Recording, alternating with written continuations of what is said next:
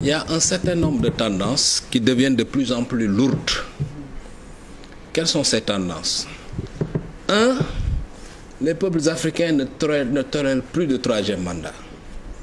Ça, c'est une tendance qui est devenue hyper, super, ultra lourde.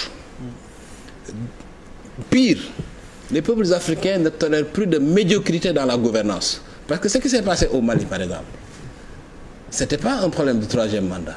C'était un gouvernement médiocre, miné par la corruption. Et justement, la goutte d'eau qui a fait débat de Laval, c'est quand on a aperçu le fils du président dans une vidéo descendant au balayard dans le cadre d'une farniente caricaturale que le pays a pété. Donc, un, les gens ne tolèrent plus de troisième mandat. Et ça, c'est un message clair et fort. Deux, les gouvernances médiocres sont aujourd'hui bannies en Afrique. Trois, la vigilance militaire est de plus en plus accrue. Parce que moi, je connais profondément la Guinée. Personne ne pouvait imaginer que l'armée guinéenne allait faire un coup d'État contre un chef d'État vivant. Ça n'a jamais existé. Effectivement. C'est la première fois que ça existe. Ça c'est très important. Ça, effectivement, il faut le préciser. Donc la leçon qu'il faut tirer de ça, c'est qu'il y a une vigilance militaire de plus en plus accrue, simplement parce qu'il y a des militaires de mieux en mieux formés, qui pour la plupart ont séjourné à l'étranger, qui ont donc, du point de vue de leur culture intellectuelle, un certain nombre de valeurs, comme l'attachement à la démocratie, etc., aux droits de l'homme, à l'état de droit.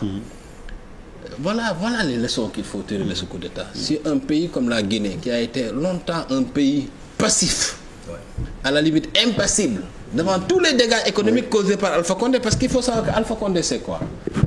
Alpha Condé, c'est au minimum 100 milliards de dollars. Il faut dire qu'Alpha Condé, déjà, dès son arrivée, a signé avec la Chine un contrat qui lui permettait d'avoir 350 millions de dollars par année gagés sur les ressources de la Guinée.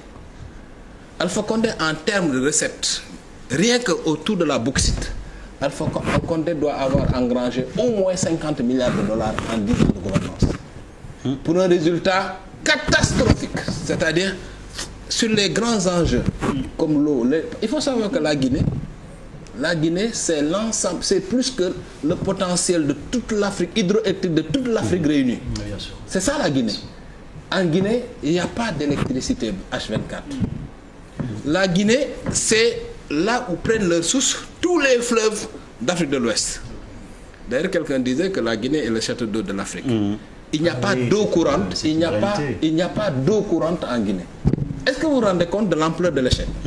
C'est-à-dire l'échec à la limite caricaturale. Donc c'est ça la vraie problématique.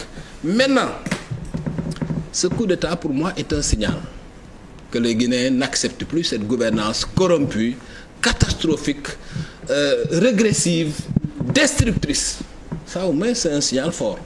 Et je pense que ça c'est un message clair adressé. Tout ce qui se passe d'ailleurs, dernièrement, après le Mali, la Guinée, etc., c'est un message fort adressé à tous les dirigeants d'Afrique de l'Ouest. Mohamed Salifou.